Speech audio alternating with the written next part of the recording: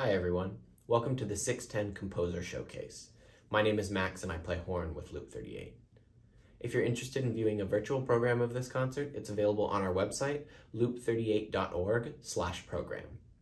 This is the culmination of the Texas Composer Collaborative, a chance for Texas-affiliated composers to submit their previously written or new works for the chance to be recorded and workshopped by Loop 38 musicians. We narrowed down a large applicant pool to these 4 composers: Gillian Ray Perry, Stephen Ryan Jackson, Steven Serpa, and Hee Yun Kim. You'll get to know each of the composers just by listening to their music, but Caitlin will also be speaking to each composer about their music and their process. During the concert, feel free to join in on the live chat, ask questions, or even just say hi. I'm going to pass it on to Caitlin now.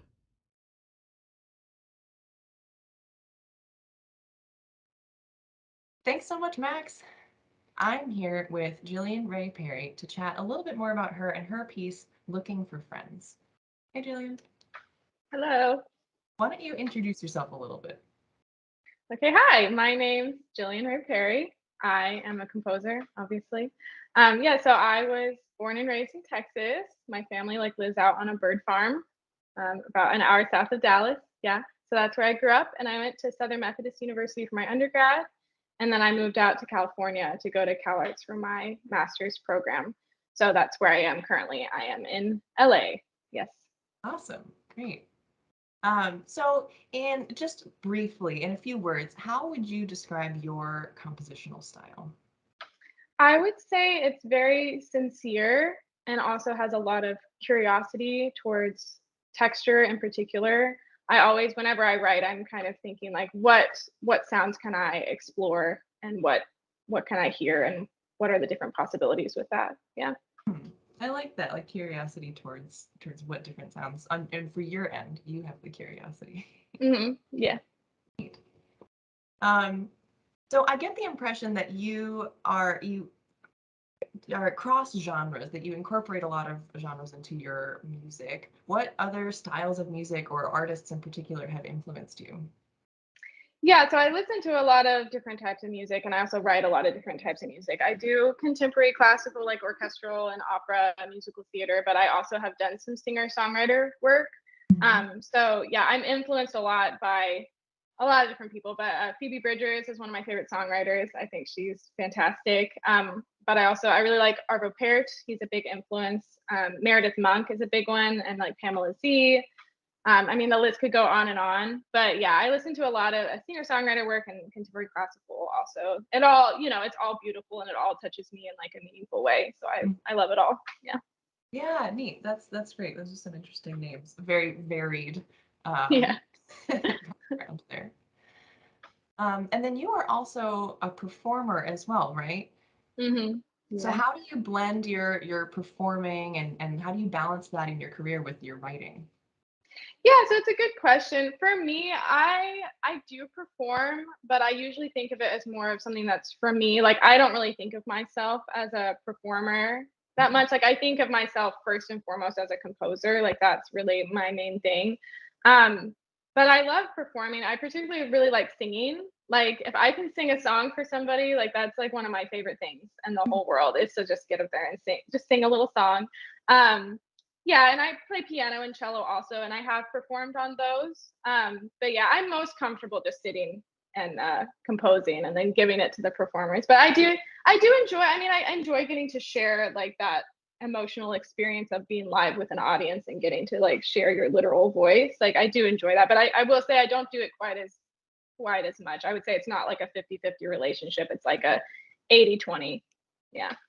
Interesting. Do you ever write music that you perform yourself? Yeah, I've done that quite a bit. I did theater growing up, so I love doing like text-based piece where I do like narration and like also play and that sort of thing. I'm very comfortable. That's where I'm most comfortable is like doing my own work.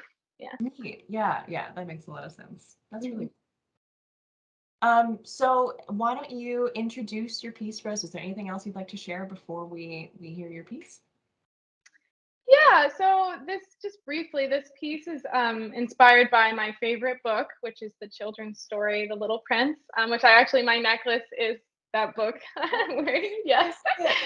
Yeah. It's my favorite book, and the piece is just inspired by this section of the book where like the main character meets like his first friend, and he basically just learns the patience it takes to form a relationship, but how once you've formed that relationship, it changes the way that you see the world. Yeah. Oh, that's really special. I love it. Yeah. So with that, here's my piece.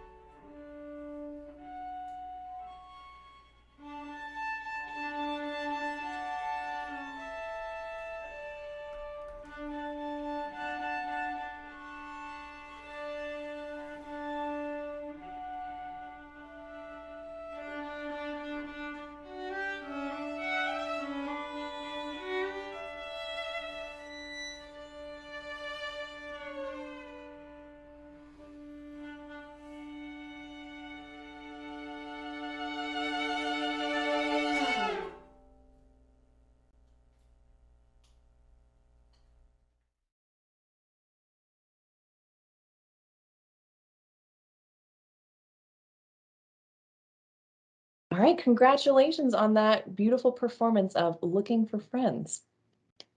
Up next, I'd like to introduce Stephen Ryan Jackson, who has composed our next piece called Bleached Stained. Hi, Stephen. Hi, everyone. My name is Steven Ryan Jackson. I am a composer originally from Texas, currently based in Boston. I'm excited for everyone to hear my piece. Yeah, me too, me too. So in just a couple words, how would you describe your own compositional style? I would say that my music is a juxtaposition between prickly and vicious and ambient and maybe a little nostalgic. So I all of like those that. like combined. Prickly and vicious. Those are great, great adjectives. I love it. Neat. Okay.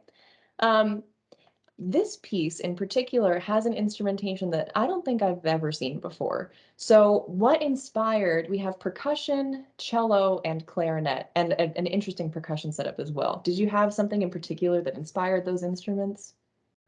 So the piece was originally commissioned by an ensemble here in Boston called Sorry for Yelling. They asked specifically for the clarinet, cello, and percussion Hmm. trio. So I didn't have a ton of choice in that matter, but I did get to choose the percussion, obviously, which is I love writing for percussion. So I love when I can sort of create a bunch of little toys and create my own little world with that. Um, in this piece, I use a set of tines from the inside of a toy piano with mechanical toothbrushes attached, which create this sort of pitch distorted drone that goes throughout the piece.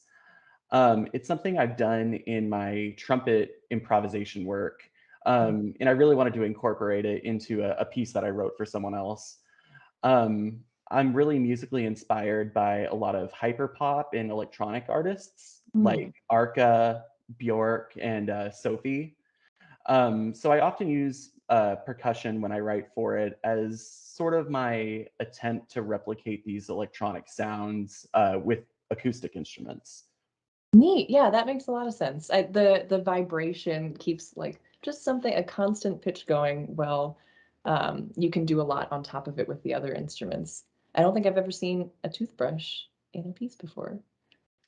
I am beginning to use it almost a cliche amount of times. So I think I need to dial back, but I do enjoy it for this piece. I'm into it. Let's go. I'm all in on the toothbrush. Neat. Okay, I love it.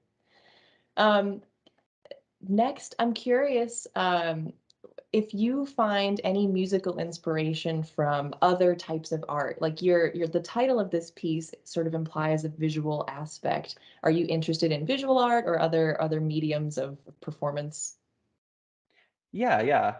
I'm inspired a lot by visual art because I actually almost went to school for art originally. Last minute, I decided to change to music for whatever reason. Um, so in my compositions, I often do think of like an image versus like a story. Or maybe it's like a 5 second like looping video instead of a full story that I'm conveying.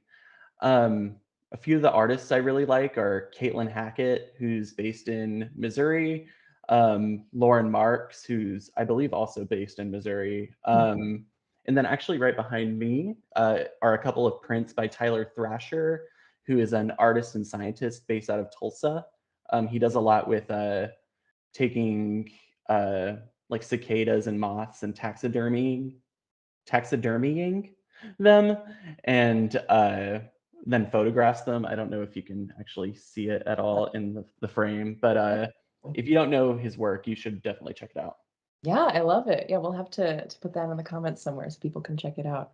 Neat. And I feel like it's interesting. I feel like a lot of musicians have that. Like, and as you're deciding your path, there's two directions where you feel really strongly compelled. Like my harp teacher always used to say she applied to two schools for college. One of them was for harp and the other one was for math. And she just figured, just depending on where I get in, I'm either gonna do math for the rest of my life or harp. And I'm glad she chose the harp. But it's interesting how that happens sometimes. But it always impacts if you choose whichever one you choose that they'll definitely always impact each other. And so I think it's really neat that your visual art inspires your music as well. Yeah. So before I let you introduce your piece, I just want to mention the blog post that you did recently for us. Steven did a queer composers guided listening list for Pride Month, and I think it's really interesting and creative, and there's a lot of new faces and pieces to get to know through that. So I highly encourage everybody listening to check that out as well on our website. So is there anything else you'd like to share before you introduce your piece? I don't think so. Not before I introduce my piece, at least. Okay, yeah. If you're then go ahead. Why don't you All introduce right. your piece for us? So bleached stained is about how both on a literal and metaphorical level, the act of cleansing is often destructive and staining. Thank you everyone for listening, and I hope you enjoy Loop 38's performance of my piece, Bleach Stained. Thanks. Enjoy.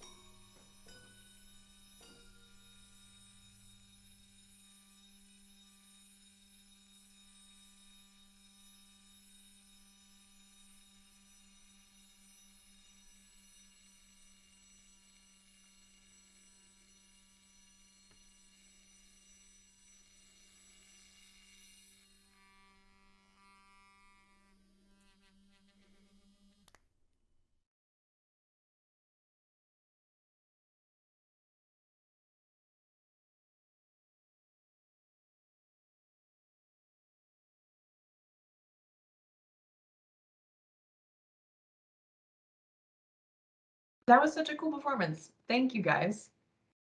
I'm here now with another Steven, Steven Serpa. Hi, Steven. Hi, everyone. Why don't you introduce yourself a little bit?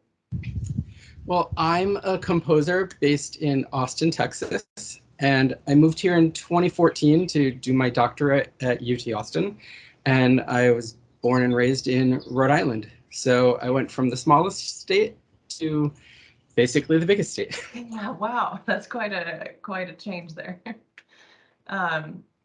So now compositionally, could you describe your style just like briefly? How would you describe yourself?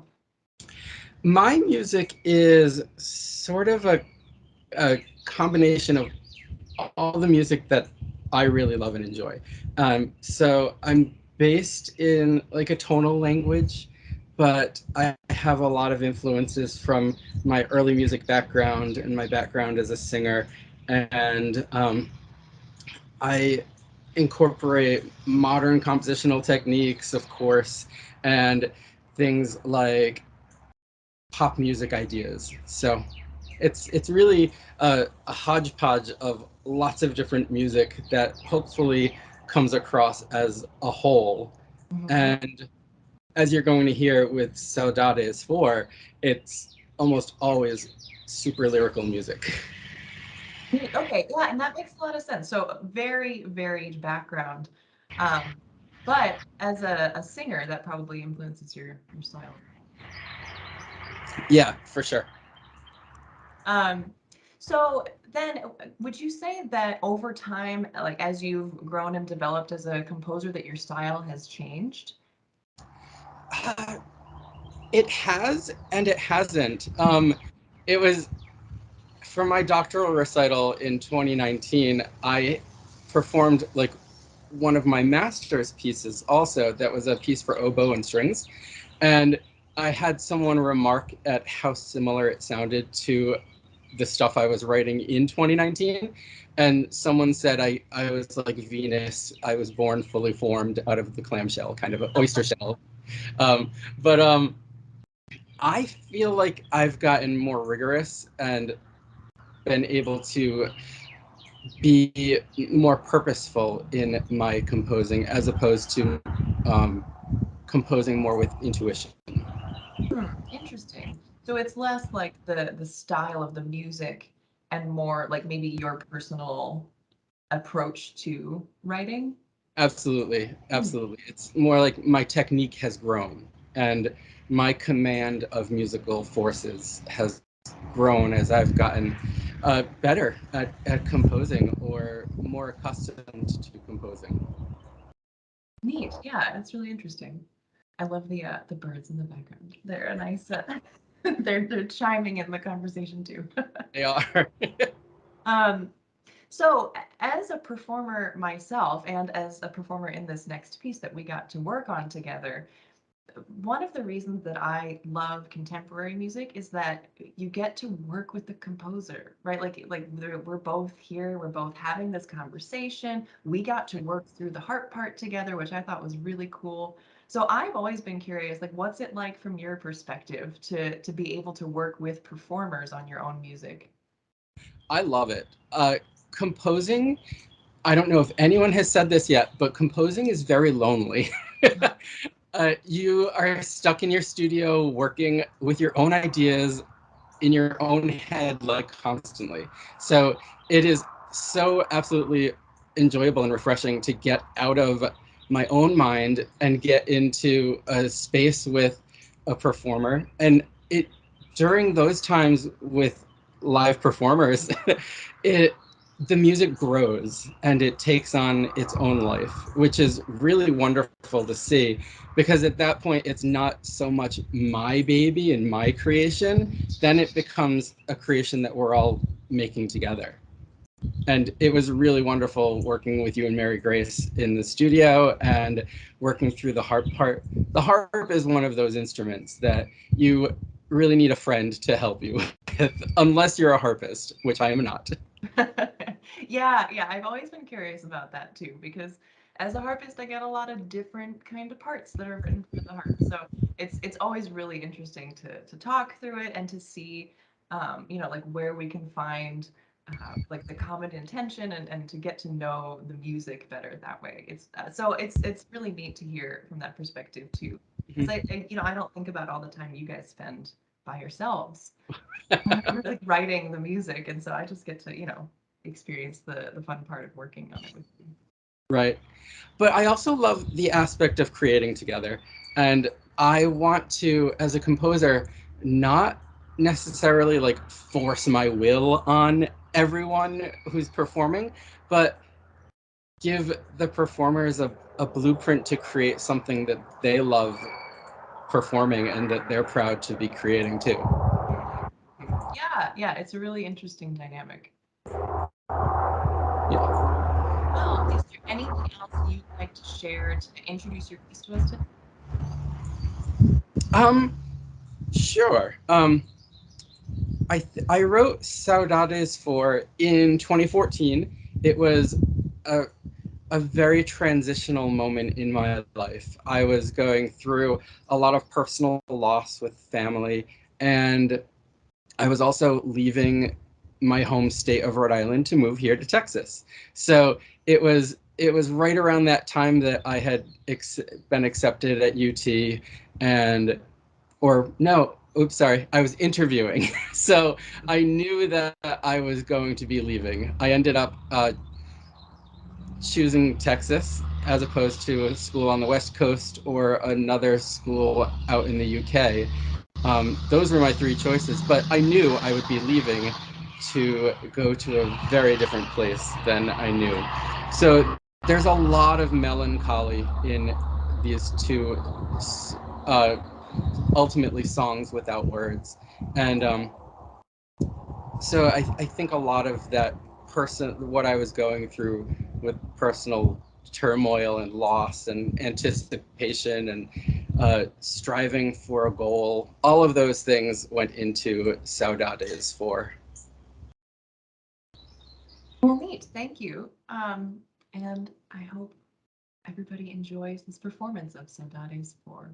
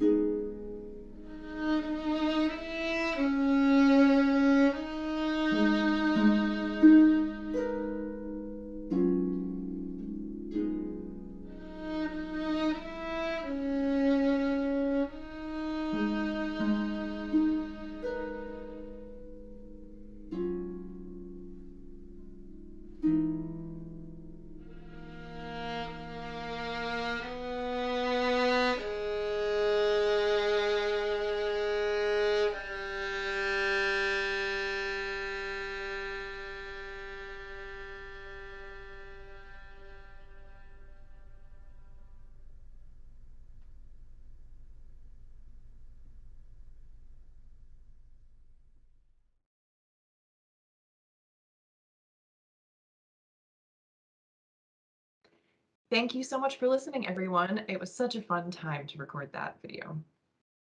I'm here now with Hee Yun Kim. Hi, Hee Yun. Hi, Caitlin. Why don't you introduce yourself a little bit? As a composer, I'm Dallas-based composer, originally from South Korea. Very nice. Okay. Yeah. So how long have you lived in Dallas? 6 years. So compositionally, why don't you describe your style in just a couple words?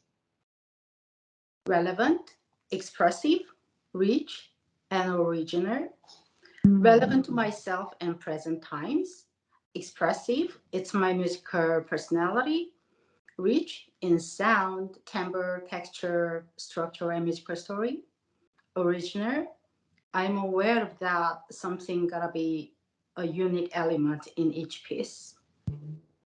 Neat. I really like that. That's a nice broad description. And I like that relevant is first. That's really important to you.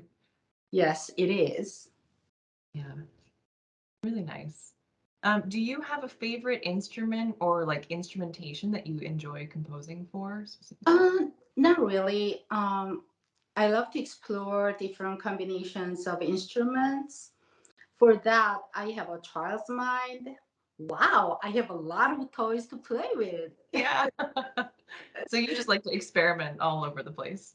Yes, but timbre-wise, my favorites are clarinet, horn, and cello. Interesting. Interesting. I love the horn. It might be one of my favorites too. Even though I'm not a horn player. Not hard. Yeah. Well, okay. I love the harp too. Yeah. Another thing I'm interested about on your website, you're open that you took a break from composition and you returned a couple years ago around 2019. Do you find that your perspective has changed since taking that break, or do you feel like you're kind of picking up right where you left off there? How has that affected you? Definitely my perspective changed. Um, when we keep a distance from something, you can see the forest, not the trees. Mm-hmm. Now I'm much more clear about who I am as a composer and what I'd like to do as a composer. Interesting. So maybe it's given you perspective on yourself too. Yes. And also, my family impacted my musical route too. I understand it takes a village to raise a child now. I'm interested in community outreach and musical, the educational music. Last weekend, actually, I just finished 7 weeks of composition workshop for Dallas community, sponsored by City of Dallas. And I wrote a beginner orchestra piece for young musicians of Dallas Symphony Orchestra. Before I had my daughter, I didn't even think about these activities. Yeah, that's really interesting. So allowing your voice to be, to go through a totally different perspective through a youth performer or many. Just adding, adding Yeah. some more, expanding. Let's say expanding.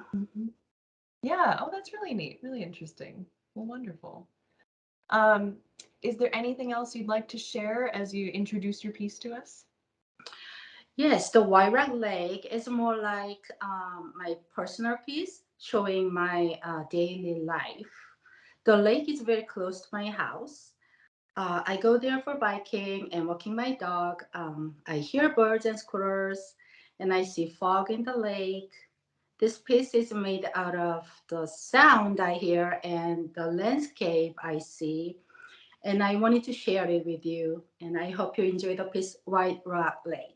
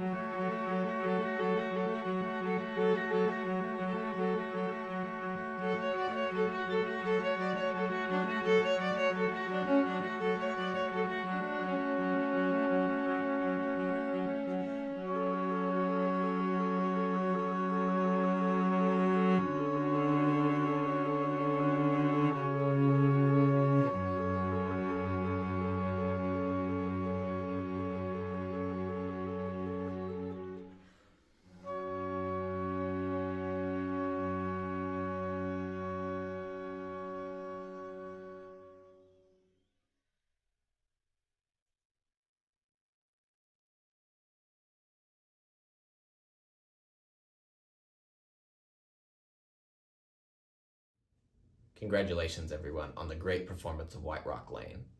Thank you all so much for joining us for this concert. And I wanted to reach out and say thank you to Houston Arts Alliance and the Mayor's Office of Cultural Affairs for making this concert possible. If you enjoyed this concert and want to see more like it, feel free to visit our virtual tip jar on our website, loop38.org/support. Once again, thank you so much for joining us, and we hope to see you next time.